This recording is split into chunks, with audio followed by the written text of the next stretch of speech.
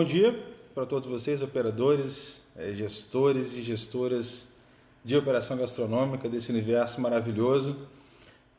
Vim aqui hoje com um propósito, a gente sempre vem com o mesmo propósito, né, de tentar agregar para vocês um pouquinho mais sobre cultura de gestão, sobre ferramentas de gestão, sobre como melhorar os nossos processos dentro do nosso bar, do nosso restaurante, da nossa hamburgueria, enfim, para a gente conseguir aumentar a nossa lucratividade, conseguir melhores resultados.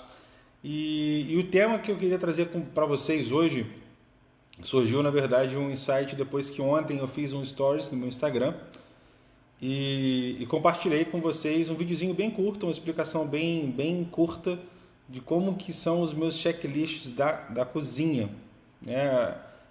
A gente tem diversas áreas dentro do restaurante, né? A gente tem atendimento ao cliente, bar, a gente tem a parte administrativa, a gente tem marketing, contabilidade e a gente também tem ali um processo fabril, né? Que é a nossa cozinha, que ela é uma fábrica, né? Onde a gente tem ali a entrada dos insumos, transforma aquilo ali no nosso produto de venda final. E especificamente eu compartilhei com vocês ontem nos stories como que são os checklists dessa parte do restaurante, né? Dessa empresa dentro da nossa empresa, que é o nosso restaurante. E eu tive um insight, né? Na verdade eu lembrei de uma situação vivida por mim. Eu sempre tento trazer para vocês aqui situações que eu vivi, porque eu acho que isso me dá mais credibilidade para falar, porque eu sinto na pele todas as dificuldades que todos vocês passam, a necessidade de aumento do faturamento, necessidade de redução de custo e tudo mais, e eu não tenho problema nenhum em trazer aqui os meus erros para vocês, bem pelo contrário, eu acho que principalmente trazendo os meus erros, eu consigo ter ainda mais propriedade para falar. E eu acho que a gente errar, a gente falhar faz parte da vida de um empreendedor. A gente não sabe tudo, a gente não detém todo o conhecimento. O importante é a gente conseguir ter a percepção de que a gente errou, conseguir identificar isso o mais rápido possível para não voltar a incidir nesse erro novamente, corrigir o nosso processo, corrigir o nosso leme e seguir na direção correta.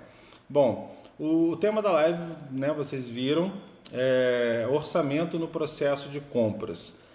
Tá, Matheus, mas o que isso tem de ligação com o seu checklist? Bom, o processo de compras, eu venho, né, a minha formação inicial da minha carreira, eu sou formado em administração, logística, gestão empresarial, atuei nesse ramo no setor de controladoria e finanças por muito tempo, então eu tenho muito disso arraigado na minha formação profissional. Então a minha cultura profissional ela tem muito de gestão, muito de processos. Então como é que funciona, né? Como é que deve funcionar da maneira correta o seu processo de compra? A gente tem que ter um controle de estoque. E esse controle de estoque ele tem que estar associado diretamente a um controle de vendas, porque a partir dessa relação eu consigo determinar o meu estoque mínimo, né? Eu sei que se eu vendo 50 porções de picanha num final de semana, por exemplo, eu sei que o meu estoque mínimo de porções de picanha para operar durante um final de semana é de 50 unidades. Então, daí a necessidade de nós controlarmos o fluxo de vendas e controlarmos o nosso estoque para que a gente não incorra em que na minha concepção, na minha visão, é um dos piores erros que a gente pode ter na nossa operação do ponto de vista do cliente, do ponto de vista de percepção do valor do cliente, que é quando o cliente chega na nossa casa e a gente não tem determinado produto que a gente se dispôs a vender. Eu acho isso horrível, já passei por isso como consumidor e já passei por isso também como gestor de operação. Já tive erros que tiveram esse resultado, que o meu cliente chegou no meu restaurante pedindo um determinado prato e eu não tinha. E isso afeta muito a percepção de valor, porque isso diminui a nossa credibilidade quanto ao restaurante, quanto à operação. O cliente ele entende que a gente não tem controle sobre a nossa casa, que a gente se dispôs a oferecer para ele um valor e quando ele vem consumir a gente não consegue corresponder àquela expectativa que foi gerada.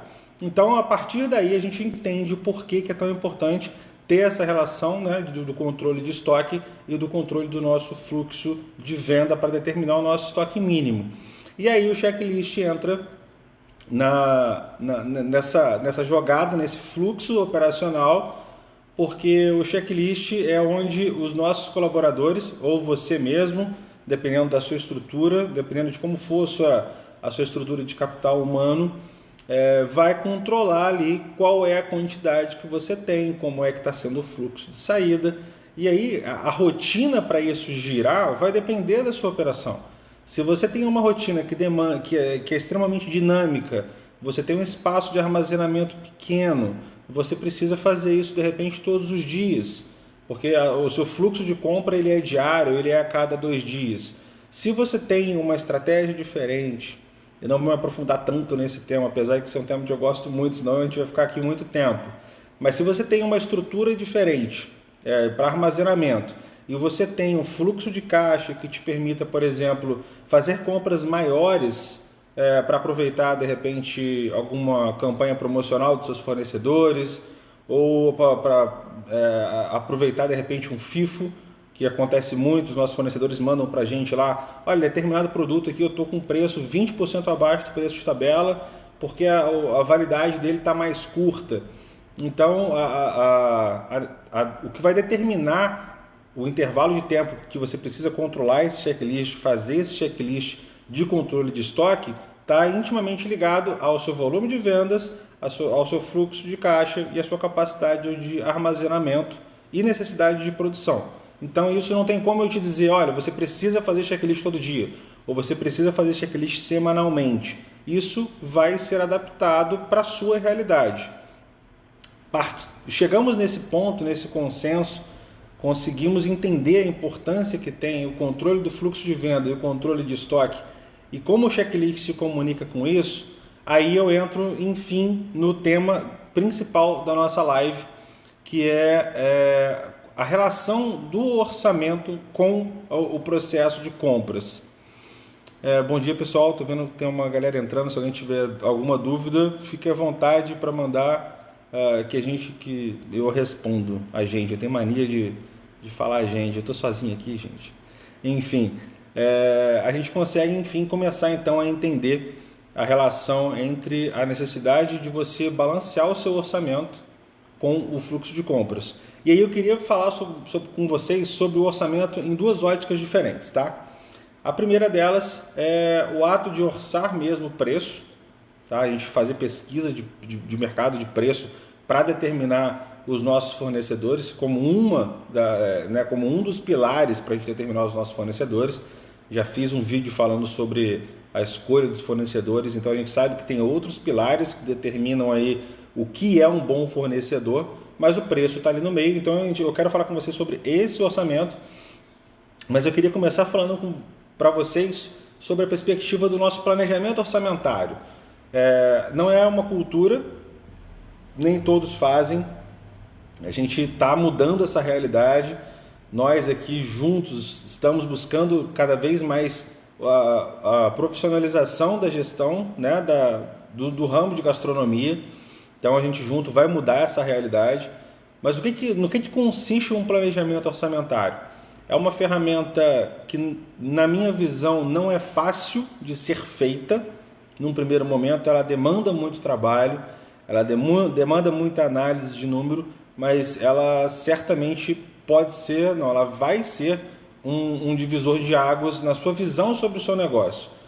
Basicamente consiste em nós determinarmos qual é o orçamento, qual é o range, né? Qual que é o valor ali que eu tenho para dispor para a compra de cada área do meu restaurante. Normalmente o que guia o nosso planejamento orçamentário para determinar aí qual é o tamanho do nosso bolso para cada uma das necessidades de compra no nosso restaurante é o nosso DRE, que é demonstrativo de resultado por exercício, que é uma outra ferramenta fundamental, Então, ali no DRE eu consigo segmentar o que são as minhas despesas administrativas, o que são os meus custos com embalagem, os meus custos com insumos, né, que vão ali na frente se transformar no meu CMV, custos com ocupação, custos com investimento, custos com marketing. Então, uma vez que eu tenho essa estrutura do meu DRE bem delimitada, bem montada, de uma forma que seja real e que seja de fácil e rápida compreensão, o DRE, uma vez que ele é feito, ele não pode ser uma ferramenta complexa. Você como dono, você como gestor, você tem que bater o olho ali e saber exatamente o que cada conta daquela representa, quais fornecedores estão englobados naquela conta macro. Então, uma vez que a gente sabe o que cada conta dessa tem, a gente consegue começar a desenvolver o nosso planejamento orçamentário. E aí no começo da live eu falei com vocês a respeito de um erro meu, um erro que eu cometi no passado e que eu queria dividir com vocês. No começo, qual que foi a minha visão? Lá no plano de negócios, sempre vou bater muito na tecla do plano de negócios, lá na pesquisa de mercado, onde foi visto ali que existia uma demanda para o produto que eu queria lançar no meu restaurante, né? O produto que eu queria lançar o meu restaurante em si, existia demanda, existia uma carência no mercado para aquilo. Então, tudo que eu fiz de cálculo, inclusive o planejamento orçamentário, ele foi balizado nessa percepção de demanda. E eu demorei muito tempo para adaptar esse planejamento orçamentário para os números reais. Entenda a diferença. Uma coisa é o que você tem capacidade de gerar. É a sua capacidade efetiva, a sua capacidade instalada. Você tem 50 lugares, 70, 80, 100 lugares, e pelo seu ticket médio você tem capacidade de gerar R$200 mil de receita mensal. Essa é a sua capacidade, essa é a sua meta. Só que você não pode balizar o seu planejamento orçamentário em cima de algo que não foi efetivamente consolidado, em cima de algo que não foi efetivamente construído. Você precisa ter sempre... Eu, por exemplo, tenho duas versões, tanto do meu DRE quanto do meu planejamento orçamentário, que é justamente para entender onde eu estou e onde eu quero chegar. Se eu superei, se eu não superei, como que eu estou operando. Eu preciso ter essas duas visões o tempo todo. E o meu planejamento orçamentário, ele demorou para se adaptar para a realidade. A minha casa, inicialmente, ela tem uma capacidade de 200 pessoas. É uma casa muito grande, são 600 metros quadrados de restaurante. Então eu tenho muito espaço. E esses 200 lugares, eles já têm um espaçamento muito bacana entre as mesas. Isso independente de pandemia. Óbvio que com a pandemia foi necessário reduzir. Hoje a gente trabalha com cerca de 100 lugares no restaurante. Então isso, só aí a gente já tem uma alteração na nossa projeção. Então se na minha projeção inicial eu tinha capacidade de faturar 100, 200, 300 mil reais num mês, com essa alteração a minha projeção ela já tem que mudar. E o orçamento ele tem que acompanhar essa projeção. E uma vez que a gente passa o período e efetiva ali as nossas vendas, bom, eu projetava 200, na verdade com a redução eu vi que a minha projeção caiu para 100, só que na realidade eu estou faturando 80. Então o meu planejamento orçamentário tem que acompanhar o meu faturamento real. Eu não posso fazer um planejamento orçamentário buscando atingir metas contando com uma receita que não é real, que eu não estou produzindo e que eu não vou produzir por enquanto, por inúmeros fatores. Um dos fatores é o fato da pandemia, o fato de estar com uma casa com a capacidade reduzida, então eu não vou. Então, se eu não tenho esse cuidado de planejar o meu orçamento, considerando o que eu realmente estou vendendo, o que eu realmente estou faturando no meu restaurante, eu estou fadado ao fracasso. É óbvio que vai haver o fracasso, que vai haver o erro. Eu não vou conseguir ter lucratividade, eu não vou conseguir ter retorno. Isso na nossa vida pessoal, no nosso dia a dia como pessoa física, é a gente ganhar 4 mil, 5 mil de salário e gastar 10, e projetar gastar 10 por mês. As contas não vão fechar. E no nosso restaurante não é diferente. Então, é muito importante que a gente tenha essa visão e consiga planejar o nosso orçamento para isso. Porque se sair do nosso orçamento alguma coisa, isso tem que estar intimamente ligado ao nosso faturamento. E é por isso que é tão perigoso a gente se guiar pelo faturamento para determinar que a gente está sendo bem ou mal sucedido. Porque o faturamento, ele oculta toda a estrutura de custo que eu tenho. Ah, Matheus, eu projetei que eu ia faturar 100 mil e eu estou faturando 200. Caramba, eu estou excelente. Será que está excelente? Qual é a relação da sua estrutura de custo com o seu faturamento? Se para eu faturar mais, eu estou gastando muito mais do que eu tinha planejado, e aí eu não falo só de CMV, eu falo da minha estrutura de pessoal, eu falo da minha conta de luz, enfim, eu falo de toda a estrutura do restaurante, que a gente tem inúmeras estruturas dentro do nosso restaurante que geram custo, geram despesa, geram desperdício. Então, se eu não tiver uma relação saudável entre a minha estrutura de custo e o meu faturamento, eu vou entrar num paradoxo que acontece muito em muitas operações, que é quanto mais eu vendo, mais eu devo. Quanto mais eu vendo, pior é a minha lucratividade. O meu valor absoluto de receita, ele aumenta, mas o meu percentual de ganho vai cada vez caindo mais, cada vez caindo mais. A partir do momento que a gente tem um norte, que a gente tem uma linha guia, a gente não tem a certeza de que a gente vai conseguir, mas a gente tem um parâmetro para a gente conseguir buscar, para a gente conseguir atingir aquela meta. Se eu tenho na minha ficha técnica, que eu tenho certeza que todos vocês já têm ficha técnica, ninguém aqui vai ficar para trás na gestão, então, pelo amor de Deus, quem não tem, faça.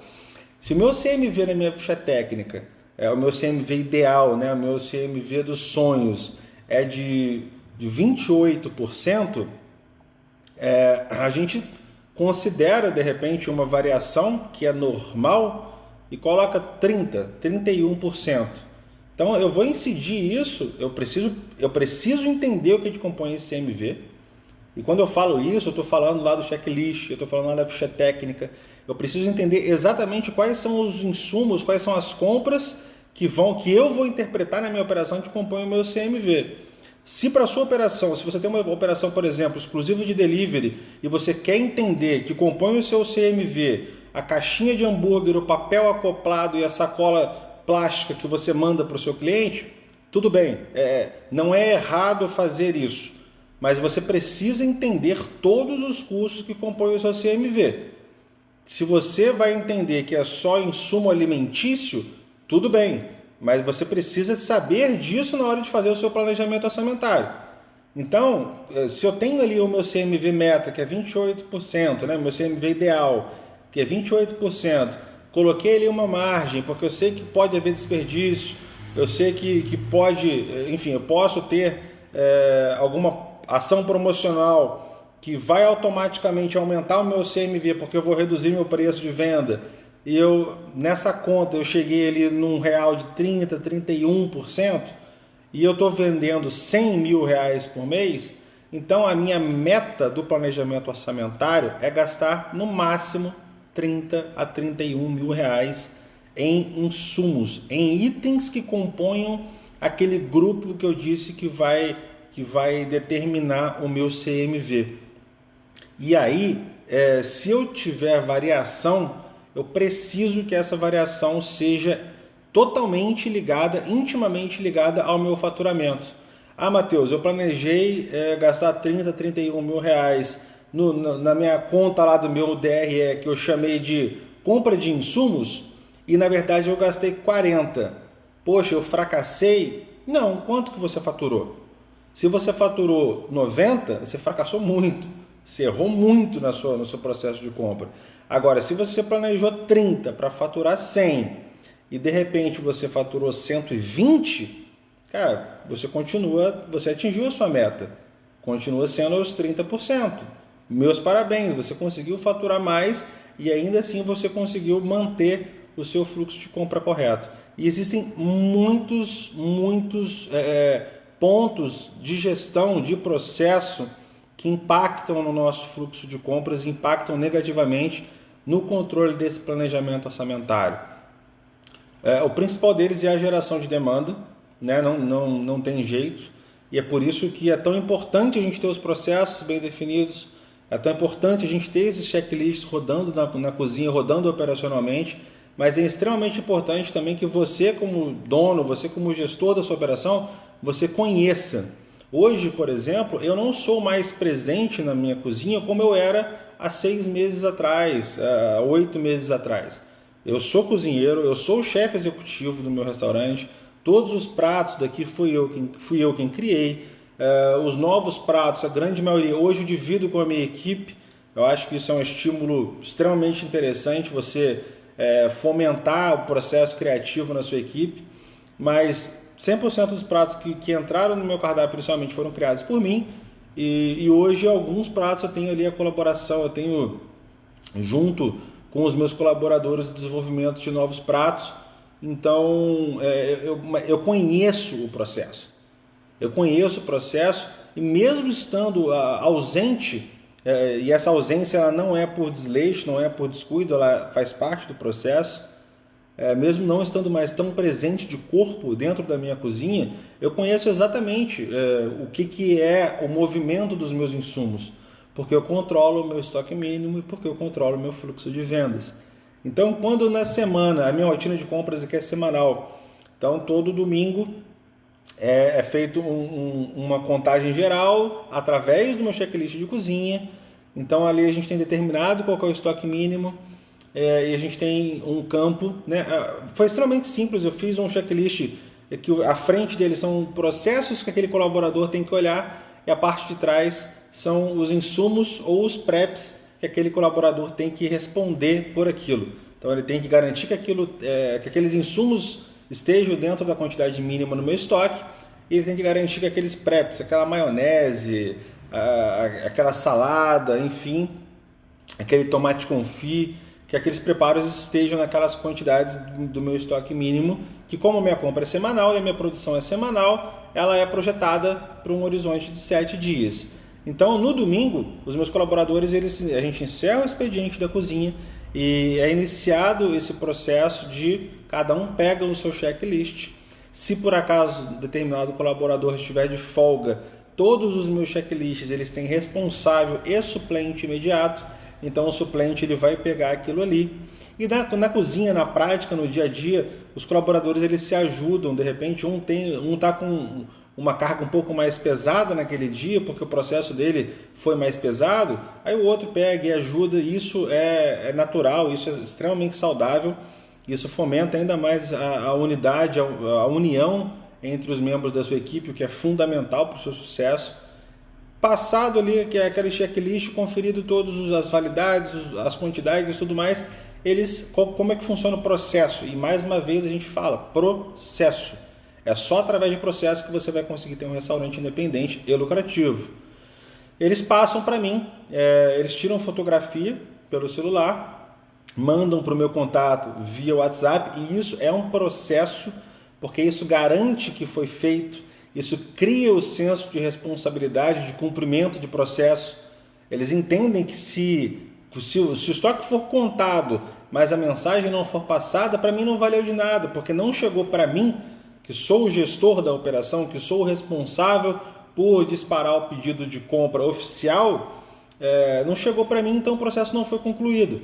Então eles fazem a contagem, fazem a análise ali dos números, anotam, né, como papel plastificado. A gente pegou uma canetinha daquelas de escrever em CD, sabe? Super baratinho. A gente escreve ali, eles tiram uma fotografia, então ali eu tenho o posicionamento do meu estoque. Então eu sei que para uma semana de operação eu preciso ter porcionado pelo menos 50 steaks de chorizo, de contrafilé traseiro. E ali o meu churrasqueiro, meu parrilheiro, anotou que eu tenho 25. Então eu sei que eu preciso de no mínimo 25 unidades para repor o meu estoque, para atender a minha demanda. Só que no checklist de outro colaborador, eu tenho contrafilé in natura, eu tenho chorizo não porcionado.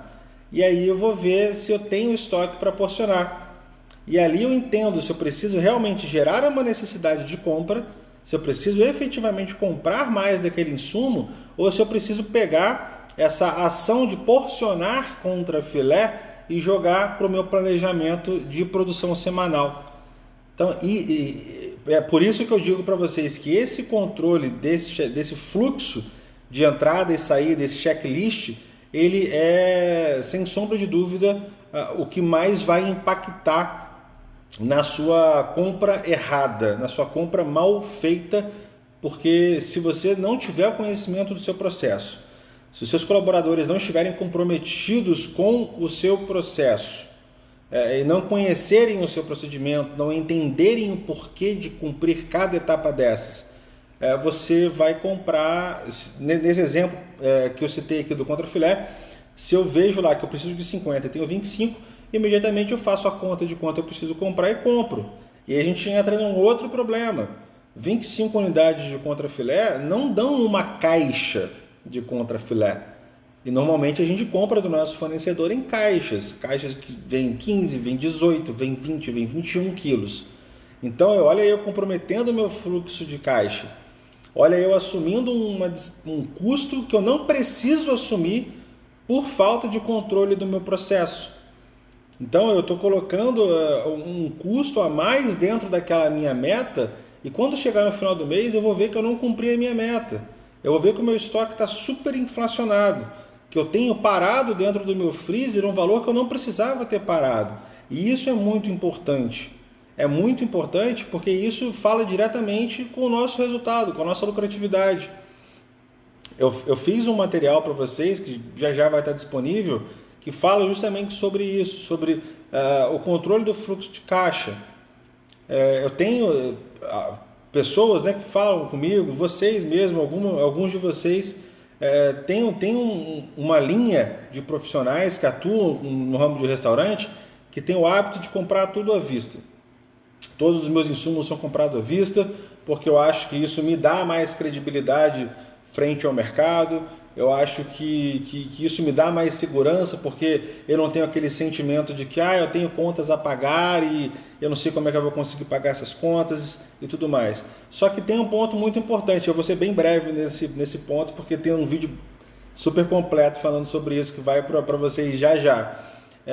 Eu tenho que entender o seguinte, se eu pago aquele determinado insumo à vista, vamos colocar aqui que eu paguei no dia 0, tá? Ou no dia 1, paguei à vista, R$1.000, vamos colocar um exemplo, R$1.000, aquele produto chegou para mim, eu preciso de todo um processo de transformação, que normalmente não é no mesmo dia, exceto quando a gente fala de arroz e feijão, né? Eu tenho um processo e eu vou começar a disponibilizar aquele produto para venda.